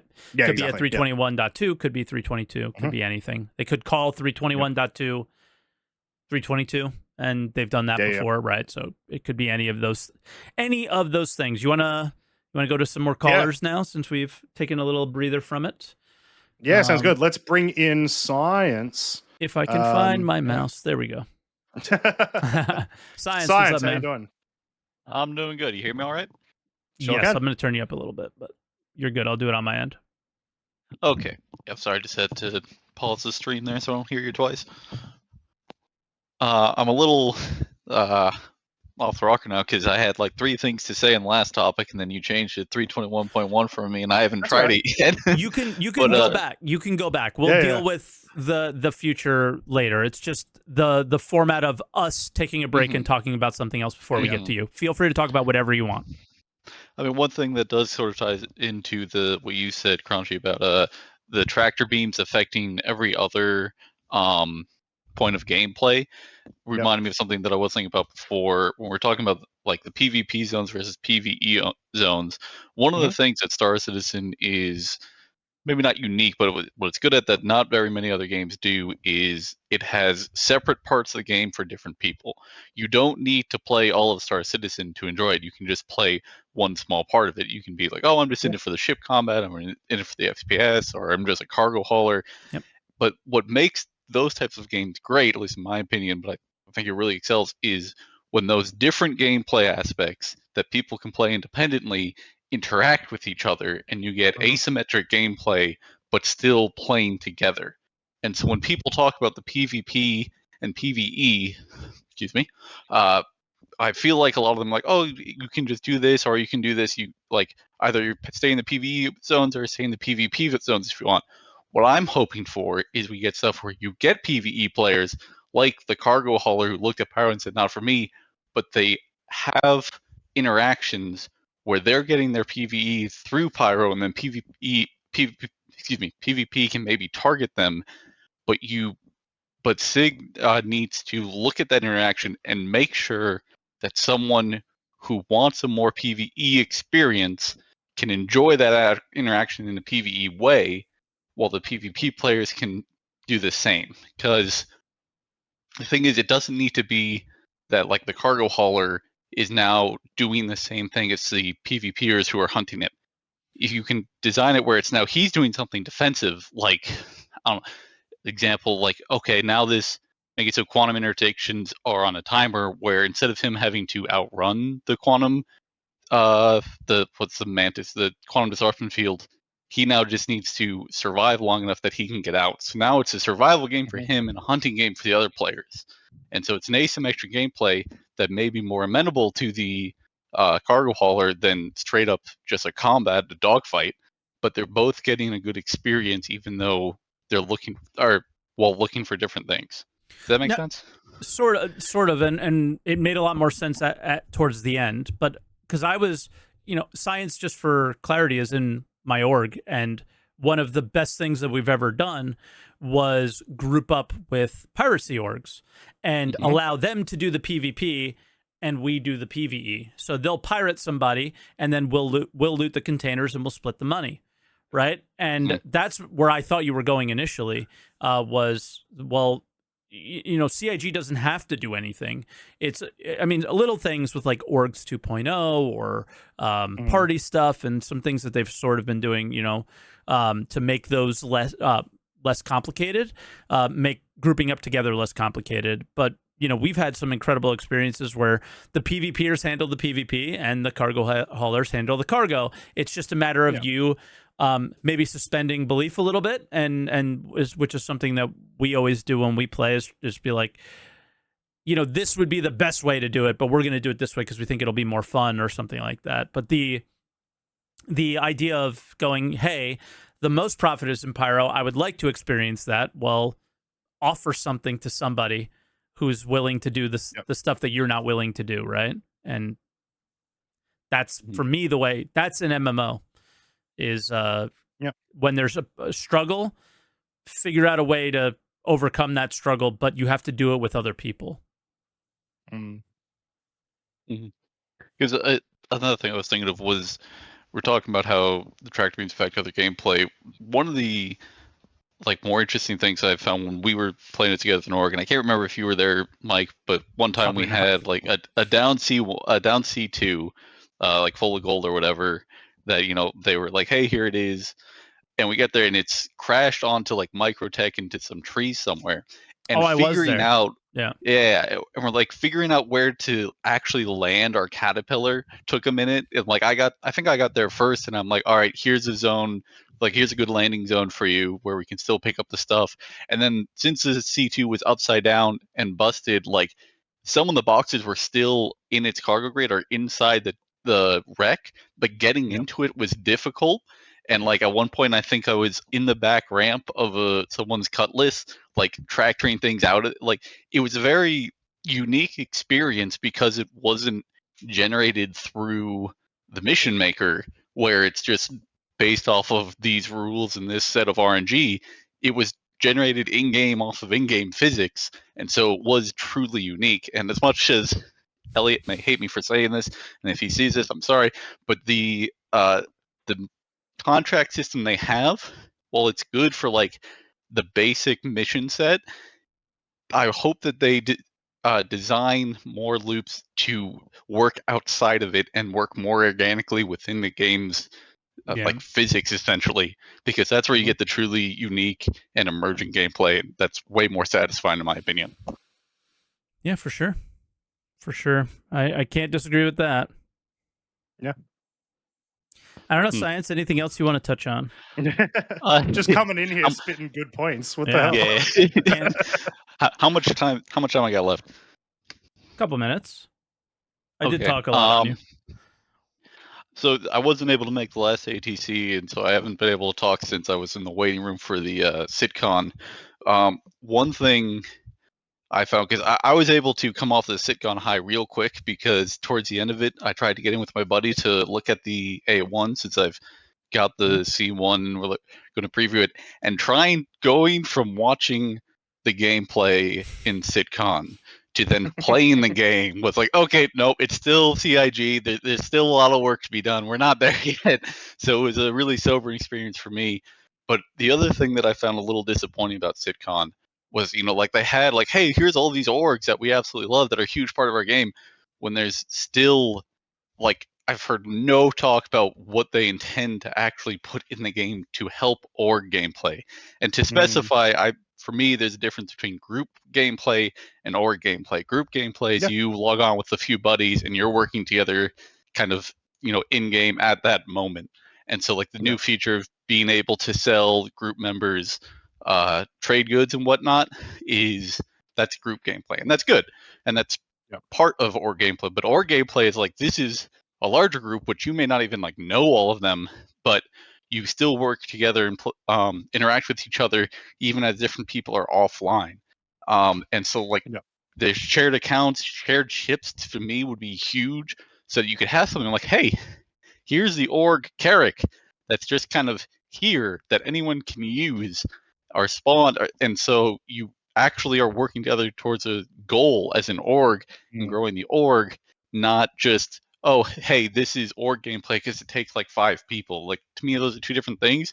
Agreed. And it was really weird to me to see them at sitcon, like, hey, here's all these orgs that we love and we are a huge part of our game, and then like, but we don't cool, support you're going to talk all. about like, what are you doing for them? Please tell me. I want to know what it's going to look like. I think that sort of gameplay is a super rough one to really anticipate how it's going to work at all, because it needs to know so many of the details of the game. However, it is probably one of the only things in the game that I would actually love to see a tier 0 implementation. There's just a couple of things fuck it. for guilds, and essentially guilds. Yeah, just give us some really, really basic things. Let me identify who's in my org in game. Let me have an org chat. Very basic have an stuff, org or an org shard to connect people to, and like shared chips would be like shared bank account, shared chips, and prefer, this one's a little bit of a stretch, but like a designated shard where it's like, hey, this is where your org is playing on, that they try to get you onto, would be huge quality of life improvement. And I think that people in chat misunderstood what an org shard meant. It was like, the leader would say, this is the priority shard, so try to put me in there. I'll wait in a queue to get into that one. Not a private one, just this is where it tries to get all of your org members onto the same one, just so that, oh, hey, I left my ship here. They can tell that to someone who, when they log on, will hopefully be on that same shard, so that stuff's there. But with PAS, that's why I think that would be a big deal. Yep. Yeah. I think once we finish hearing about engineering gameplay, which is inherently, I know they said like party gameplay and org gameplay can be different and stuff, but inherently multi-crew gameplay is like the core of that. Once we stop hearing about that because it's finished, and once we maybe finish with like base building, so I think it's kind of actually a fairly long way away, then they'll probably start looking at, all right, well, how do we get massive orgs of hundreds upon hundreds of people to interact with each other on a regular basis with in-game mechanics? I think it's a very, very long way, which sucks. It really sucks. So yeah, please, at the very least, just let me know who's in my org when I'm in system. Just give me a color coordination or something, please. Mm-hmm. And what really scares me about what you said is, like, if they go through, design and implement base building, before they figure out how orgs are going to work. Because to me, it's like if you have base building and it's not an org-based thing, if it's something that one person can do on their own, that's going to ruin it for me. Because then it's just like another thing that has to be balanced around one person and not being too broken. I don't know. I think it needs to be made with it in mind. I think it needs to be made with it in mind, but I don't think org stuff needs to be made first. You know what I mean? Yeah, like I think they can make base building and let's take a step back here and just really look at what CitizenCon showed you. They went, all right, we're going to be working on this in Q1 2024, but they also showed you 4 different steps of the way you would make bases. And the Pioneer, sorry guys, not on the list of ships that they're working on. Neither was the Galaxy, or what? It was the last one. So we're talking about, possibly years since it was 2 different ground vehicles. There was a smaller like ground rover, then there was like a bigger like semi truck ground vehicle, then the Galaxy, and then the Pioneer. That's what you're gonna see first. So if they actually deliver it, which probably not, in the next 12 months, you're gonna see it with that ground vehicle, right? And that's gonna be a solo experience that orgs can pretend that it means something, but in reality, the Pioneer / Galaxy is probably where the org gameplay would exist, right? I just want something for an org to call home. I want it to be somewhere, even if it's a ship in space, where it's like, hey, when I'm done, this is where I go back to instead of a station. So that it actually feels like we as an org are building something or progressing. And right now they've given us 0 indication of how that's going to look, or even if they intend on implementing that. And that scares me.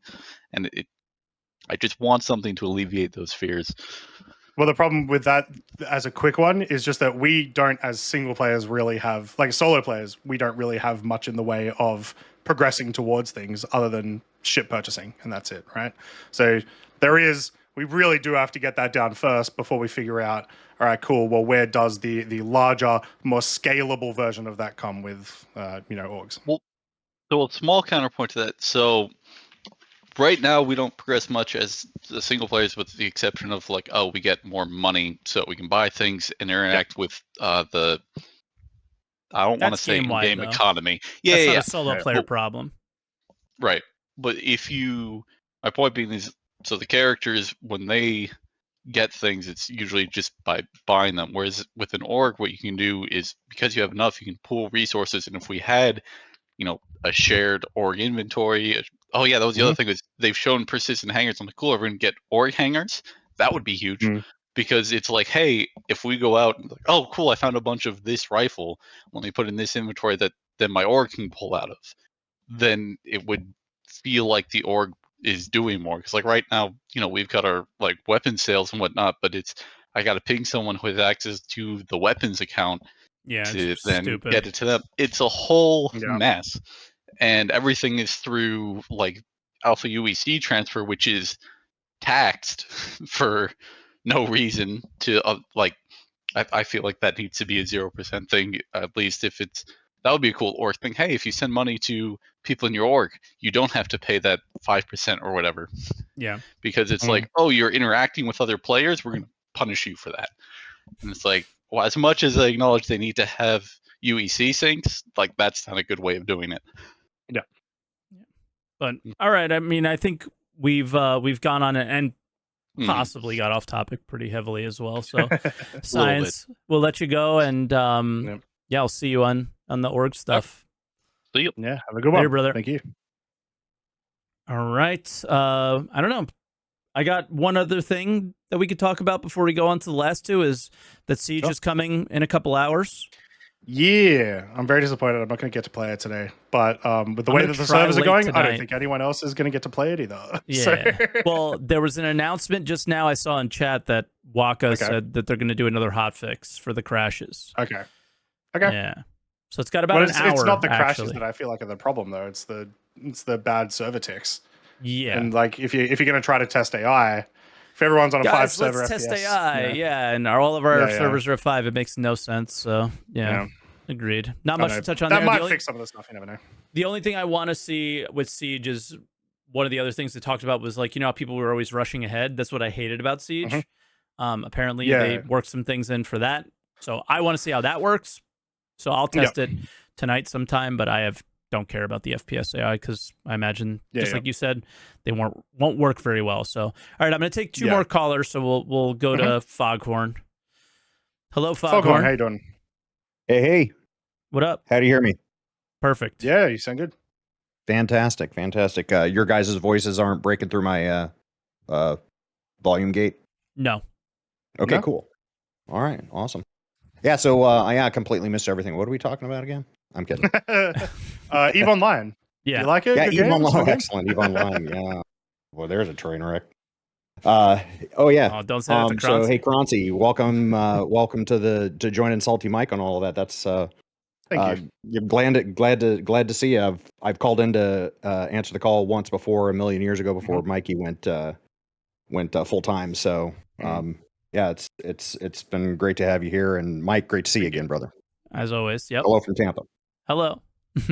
Hey, Vanquish completely stole my line about I don't think it's a new leaf. I think we just hit a development corner. So if you go back to 2018 CitizenCon, where CR went out and he like put up a slide and he kind of laid out all of the steps, the road to release kind of thing. And what you is kind of release? take a look at what we've done since then. He's basically been hitting all of those steps in order, with some big road bumps, of course, and not anywhere along the timeline that anybody would have liked. But so I think again that it's not a turnover a new leaf. It's still the same operating principles that they've always had. Like the points that Mike's already made about, we got IAE coming up, so it's a ship sale. Don't think it's not. But as far as the big influx of stuff that they showed us at CitizenCon this year and all of that, I think we're maybe just now finally hitting that knee in the curve development corner, to borrow Vanquish's words, that we're finally starting to see the efficiencies that CR has touted for so many years about being able to increase the development speed once we have the right tools in place and all that and systems. So do you think that it's that they actually increased development speed, or is it that they just didn't show you anything for a year and then they showed you everything that they did over the year? And I'm not saying that that's my opinion. No, because it definitely feels that the speed absolutely has improved, but there's also this idea that it was a really rough couple of years here since they've moved over, and they've been very close to the chest on all of these features until CitizenCon this past year, and then they show you everything, and you think they did that in the last 6 months, when they most likely didn't, right? So I think we'll see if this is an actual like speed up of development, maybe towards the end of the coming year or the following year, probably, to see once they got off of Squadron and are focused on the PU now, what sort of pace do we get? That would be the thing that I would be having my eye on, is everything that we saw that was Squadron stuff. Okay, cool. But outside of that, how quickly are they developing? How much support are the teams, like the economy team, like the mission team, like I don't know what other like specifically PU focused teams would be. I don't think there are too many that were exclusively PU focused. There's very few, but those PU focused teams, how much love will they get, and how quickly can they iterate on things this coming year would be interesting. Just as a quick thing, because you mentioned the economy team, and I wanted to mention this earlier, there was a monthly report this week. Sure. It's the third month that the economy team has been in there. Yep. And I'm a little concerned that everything that they talked about was about current day gameplay and not what the economy could be in the future. Yeah. Interesting. Yeah. Like what they're working on right now. Yeah. Yeah. The silence about the quanta economy simulation system has been a little concerning. Like we haven't heard a whole bunch other than what they just recently said, that they're kind of parking it until there's more things for it to plug into and to actually work. Was the Benoit post this week or last week? Did we touch on it last week? I think it was last week. I think it was last week. I can't remember. But yeah. That got parked, but like, yeah, it's I got parked. a little concerning because it was like really cool to see this new economy team pop in and give us a little bit of hope towards, you know, what we want to see in the end for what the economy is. But a lot of their work, which is still going to be good work, but a lot of their work right now is just, well, how do we make the current game better? Which isn't necessarily a bad thing, but it's not necessarily what I wanted. No, agreed. And I think they need to. The problem is that the game has been such a mess for so long. I think they need to get some things in order before you can even think about making things dynamic. Before you can even think about even designing gameplay around this economy. Like, just you remember like Arena Commander, where they were like, "Yeah, we got to bring it back up to speed before we can bring it to you," and it's been a lot of work to get there. Like, that's what this team has to do with all the insane amount of items in the game. Armors, weapons, ammo, meds, everything. Like, I think that's what they're going through right now, one by one by one. And I'm cool with it, but I'm not gonna lie. The lack of improvements to the economy is obviously super concerning. But yeah, that was a bit off topic. I do want to say, with what you were saying, Foghorn, like, I think there is something to be said about the fact that, like, we sort of got into the rhythm of them telling us they were doing things through monthly reports and whatnot, and not showing us any of that. And so the rush of the work that they have shown us in the last 2 weeks, including CitizenCon, does make it feel like they've done a lot more recently. Then maybe so, like, they feels have. good, and maybe they have, but it's also, once again, it's only been 2 weeks since we've really had this new sort of site on CIG. We need to wait until we see how 321 goes, how 322 goes, how the server meshing, but not server meshing, what's it called? Replication layer, how that testing goes, before we can really say, all right, well, did that development get faster? Yeah, make sure it's not iCache all over again, Yes. Where they started developing down one road and realized that wasn't going to work and had to backtrack a little bit and readjust, which is, hey, that's what we signed up for. I mean, this is development. They're gonna have times that they start off on the wrong path and then have to backtrack a little bit and then go and then figure out what is going to work. So moving on, Siege coming back. I'm actually I'm interested in playing that again.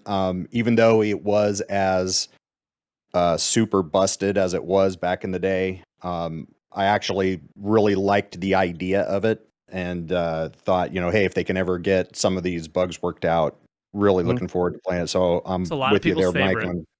It's like, oh my God, a large scale battle hopping across different platforms, and you gotta, you fight your way to a mini boss and then another mini boss and another mini boss to a final boss. It's like, oh my God, it's beginning to feel like an MMO. It's also been a decent amount of time since we last had it, so like, a little bit of a longing for it. It's good fun. Exactly. And I really pushed all the other ones so much, right? So exactly.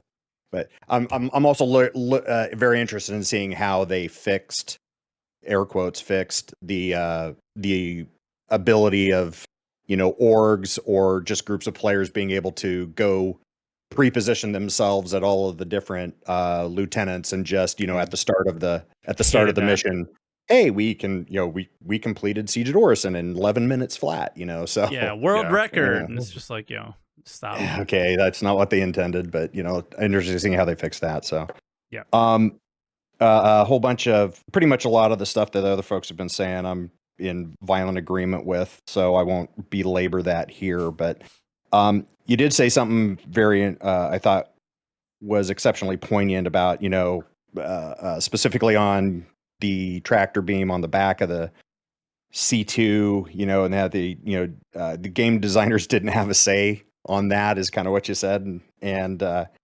then another point you said, it's hard to give feedback on when you're not sure of what they think how it's supposed to work. This is I'm very positive on Star Citizen in general as a project, but I'm also specifically negative on certain things where I'm like, hey, I think this is kind of where maybe CIG missed the mark, and it's not on implementation of things here towards the end. It's actually at some of the underlying philosophy of how they kind of started building the game, and it's just that I don't think that they used enough like technical support at the beginning. Over the years, and I've been watching Star Citizen from the beginning and started backing in 2016 when my military career was winding down and I was able to actually have time, basically when I was stopped deploying all the time, to be able to start backing and getting more involved in it. So I've been watching this for a whole lot of years, and for one example, the flight model has constantly been this iterative thing, and never kind of getting right when the primary PvP interaction between people is the dogfight. Yeah. And my critique, my hopefully constructive criticism to CIG is like, guys, you really, really need a technical advisor. You need somebody to come in and Chris wants to capture the feel of a dogfight in the video game, but the problem is you don't have anybody, artist, developer, and programmer, anybody who actually understands how a dogfight works and why it feels that way. So you're trying to capture something, you're trying to capture the feel of something that you don't have anybody who has any real experience or expertise in. And I understand that you can't build, that there's a happy medium between this being sort of a simulator versus sort of an arcadey game, and kind of where's that happy medium, like Todd Pappy used to always say about, we try to take to the point of realism as much as we can practically, but then back it off to the point of fun, or maybe it was Sean Tracy that used to always say that. And I get that, and I'm wholly on board with that, but I think they just need to utilize on some of these things, and you kind of said it too, where they built it with an artist and then they handed it to a game designer and said, here's what the ship should look like.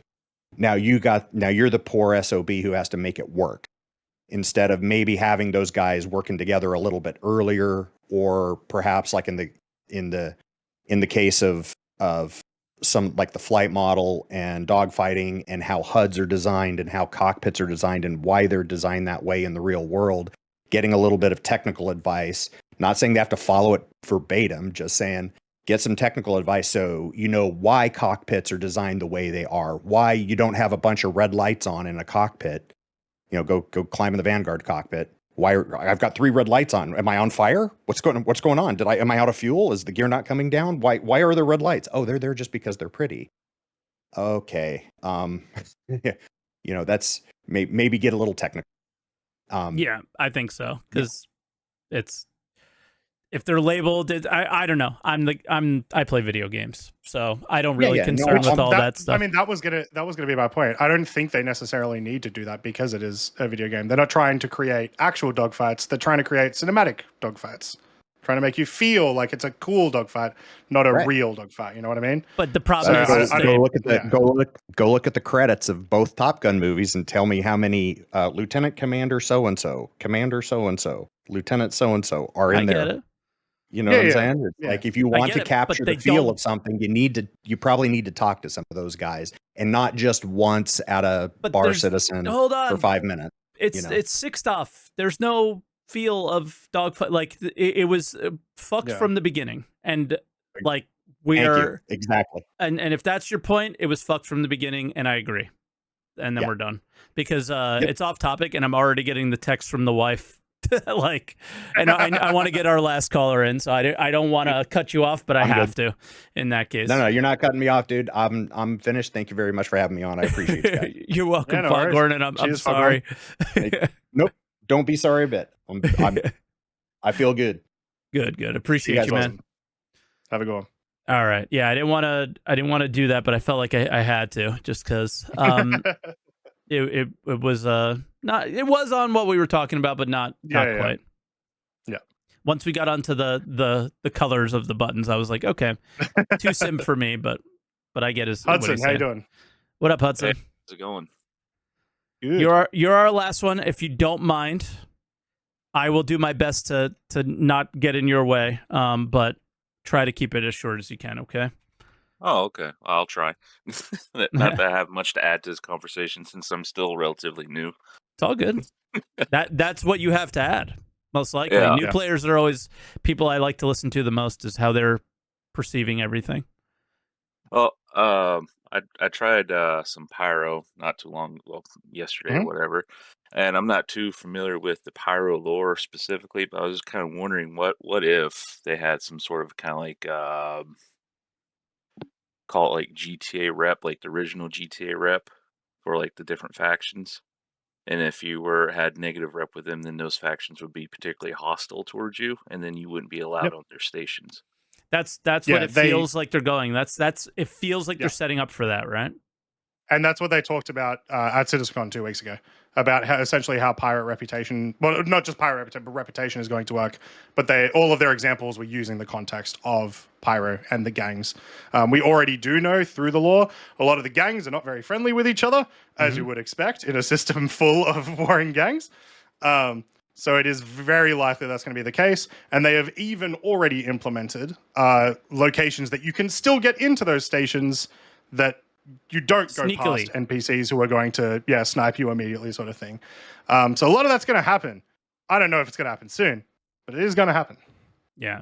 The big thing that you want to keep your eye on for the rest of this coming year is the mission team's monthly report or any ISCs with the mission team, because they were given reputation. And the first bit of reputation that they're working on is stuff exactly like that. If you go and do a bunch of bounty missions for Crusader security, the Nine Tails are going to hate you. Now, what does that mean? That might be on somebody else, but we'll see. So keep an eye on that for the rest of the year, and we'll see how that grows, because that is what will make pyro in a lot of ways, right? Is that specific system. So it's really, really important, and it's really important that it's done well. And then from there, it's like, the struggle for food, drink, fuel. I think is then because if you read the descriptions of certain people, like Rough and Ready Gang controls the fuel, I think, in pyro. So yeah, they are like the fuel rats essentially. Yep. So how does that work, right? So there'll be there'll be some interesting things happening, You think they might CAG might start implementing some kind of NPC faction warfare that players could join in, and I that sure hope so. shift the power balance within pyro. I really hope They so. said, That would be sick. Yeah, they certainly years ago they certainly alluded to it. Yeah. They haven't talked about it for a while, but like they keep on using the terms like the gang that controls the station, and I think they are using like a little bit vague terms like that so that they can leave open the possibility of, all right, cool. Well, Rough and Ready no longer own this station. Now it's owned by Xenothreat, or it's owned by like Outriders, whatever it is. Yeah. And then maybe I it'll hope they do make that. everything feel different, right? And Yeah. the experiences will be different depending on who owns it. I don't know. Maybe a little New Worldy or something. It might be cool. It would be interesting. It'd also be interesting one day you wake up, you're in stations owned by Rough and Ready, then next day you log in, it's owned by somebody else, and everybody's hostile towards you. You have to make your way off the somehow. Yeah, you get a 30-minute like escape timer before they start shooting you or something. Yeah, get off of our station. But it kind of reminds me of the idea is like I remember playing way back in the day. It's called Chrome Hounds. Mm-hmm. I don't know if you guys nah. played Chrome Hounds. No. It was a console game where you had NPC factions trying to take control over an area, and players would contribute to the campaign, and one of the three or four factions would end up controlling and winning. Yeah, It's kind of like similar idea, so to speak. It would be cool too if it tied in not just fighting, right, but like resources and all that stuff, and I think that would play a factor into it. It would be cool, like delivering things Xenothreat, but delivering maybe ammo or something like that for the war. It would be cool. But other than Pyro, I was thinking it would be kind of cool to have kind of a system similar to Pyro, but not as dilapidated. Maybe like a corporate kind of Ilium from Mass Effect comes to mind. Not a whole lot of laws there, but it's but they have their own kind of laws. I think we'll get that. I mean, there's definitely systems that are outside the UEE, right? Outside of this one. Spider, I think, is more lawful, but is I think that's the name of the system, Spider, or the station in the system. Yeah. I can't remember, but it's supposed to be more controlled, but like I guess less murder hobo-y pirates. Yeah, more cartel-like, I guess. I don't know. Yeah. I mean, they're already, luckily, I do like that they already essentially have in the system a way to say certain crimes exist here, certain crimes exist here. They have the ability to change those. Yeah. There's been no need to at the moment because we're just in Stanton. Yeah. Yeah, so presumably that'd be easy. We really just need the location for that in order for them to introduce that. Mm-hmm. Yeah. But all right. Go ahead. I thought you were done. You were talking about cargo moving specialists. Mm-hmm. Hello, that's me. Well, I mean, like specifically people that move cargo from off the ship onto loading deck and on the loading deck. In the trucking industry, we call those lumpers. Okay. So maybe that could actually be a legitimate profession or a game loop or something. Oh, I know people that want to do nothing but that. It is insane to me, but they exist. Yeah, I'm one of those people, dude. But the way that the tractor beams are right now, they would be talking to their union reps about. So it's not. It doesn't make sense right now. Yeah.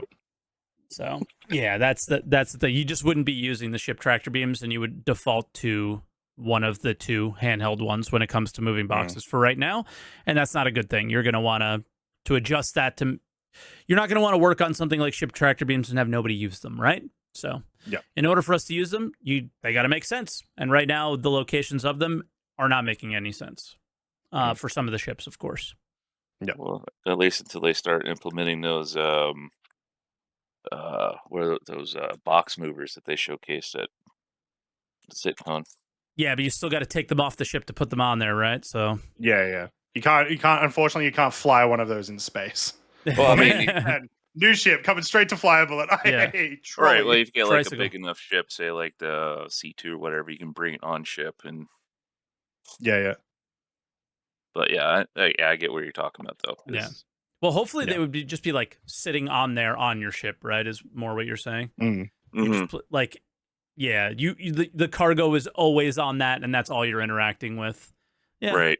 Yeah. So basically, being a ship forklift jockey. Exactly. Yeah. Yep. Yeah. But all right, I'm gonna call it now. Unless you got your final, I'll give you your final thought, just so I don't get in trouble today. I was like, I'll be done at noon. It's 12:20, and they're like, "Hello." Has Star Citizen turned a new leaf? Yeah, probably. It feels like it, but I think there's still a bit of time to find out, right? Fingers crossed, not holding my breath. Yeah.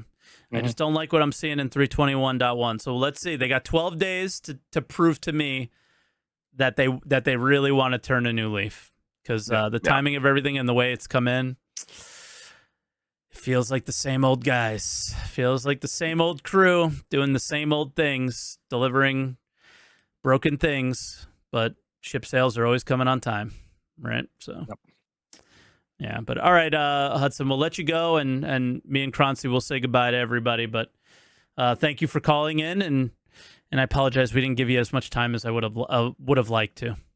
No, that's all good, man. You all guys right, brother. take it easy. Catch you later. Thank you, Hudson. Bye now. All right, so that was it. Another answer the call in the books. It was fun. What do you think? What do you think we got coming this week? I mean, like, I've been waiting for the drought, the post CitizenCon drought. It hasn't happened yet. We go from this is like part of the turning in the new leaf. We go from SitCon to Pyro to 321.1 to an ISC and an SEL this week, possibly. Yep. No drought yet. And then they are clearly, obviously, testing Siege of Orison so that we can play it post IAE 100%, right? So, yeah, it's going to be a busy couple of months, which is great. When we're not going to have content drought, Mike. That's the important thing. I mean, I never do, but there's I mean, it's possible though. All right, what is it? It's November 5th. It's gotta happen at some point. Because like you said, 322 looks a little soft. So we got to see like the next couple roadmap roundups and what will come. Because there's a lot of things that were listed at CitizenCon as things that were planned for 322 that are not on the cards yet. So I'm a lot of those are visuals. Yeah, like clouds and shit. So yeah. But Duster armor, yes, is one of them. How is that going to be a thing implemented? How is it going to be the whole shebang, or is it going to be a very tier 0 version of the? And I think it's going to be you can loot the armor off of enemies. That's and it will just be visual. It would still be light, medium, heavy. That's what I think. But what the armor means could be interesting. What can I attach to them? I think a very simple one was like a mining armor that you can attach more gadgets to. Somebody was mentioning. I think it was you last week, right? So there's the possibility of it being the classification of the armors, and that's what I'm really, like you would say, keen on. And I'm starting to get some of your lingo now that we're hanging out. Is that an Australian thing that people say keen? Because you are not the first American that's responded to me like that, and it's very strange. It is definitely like we use the word keen, but not. It's a common thing I've noticed for Australians more than anybody. UK too. Okay, so it's the higher forms of of English speakers. Yeah, that makes sense. Well, and you think you're making? I agree. I agree. You can't. We know. I look at you guys as the higher form as well, but I think that's what I'm really looking out for. So we'll see over the next couple of weeks, but this week should be interesting, and I'm waiting for us to have nothing to talk about, but and then we can get down into some real drama. That's going to be great. Well, that's usually when the drama happens, but now it's happening when we have stuff too. So it's just like, all right, we talk for the drama a little bit and then we move on, which is nice. So, all right, everybody, I guess we'll do the outro part. Is if you guys don't know Croncy streams on Twitch, makes YouTube videos at Croncy everywhere except for on Twitter at Croncy1. All the links are down below on YouTube. I'm going to do the shout out now on Twitch for him, so you guys can hit the follow button. Something went wrong when attempting to port a shout out. Okay, Twitch, you're doing great. But twitch.tv/Croncy if you guys want to check out his stream. And yeah, so if you guys ever want to catch Answer the Call, now that our time zones are correct, I think we're back to... You're bad at math, Mike. We start at 2 a.m. my time now. Okay. It was the other way, which is fine. But yeah, so we're saying the same time. It's all good. If we need to make an adjustment, let me know. No adjustment. I'm just letting you know you're bad at math. Oh, okay. Yeah, I mean, I definitely am. We went back in time, though, here. Yeah, and I went forward. So therefore, we went further away from each other. Oh, shit. Yeah, okay. Well, I have no problem starting the show an hour earlier if you want to do that. So it makes no difference to me. So we will get back to you guys about the start time then. But it'll always be on YouTube. So if you guys are here on Twitch and you miss it, and we certainly have no problems with guests. So I have no issue with starting it a little bit earlier each week. So, and I think my wife would be very happy about that as well. So yeah, we'll talk about it. We'll keep you posted about the start time on Twitch, but it'll always be up on YouTube for you guys to check out. But if you ever do want to catch it on Twitch, twitch.tv/SaltEMike, and everybody's communicating with us through Discord, discord.gg/SaltEMike. So make sure you guys are there. Again, somebody at 6 a.m. Eastern time when we start at 10 was waiting in the queue first. So people really want to get in here. So make sure you get in early because we did have to skip a few people today, and it was just I just said we were going to limit it to 5, and I probably should have limited it to 4. So yeah, so thank you for watching, everybody. Great episode, guys. And we'll see you next week. Bye, guys. Oh wait, don't forget, Mike, we can't be a cringe podcast unless we do this every single week. Well, yeah, but don't forget to answer the call. I don't want to do this anymore. Oh shit, you just lost 5,000 subscribers.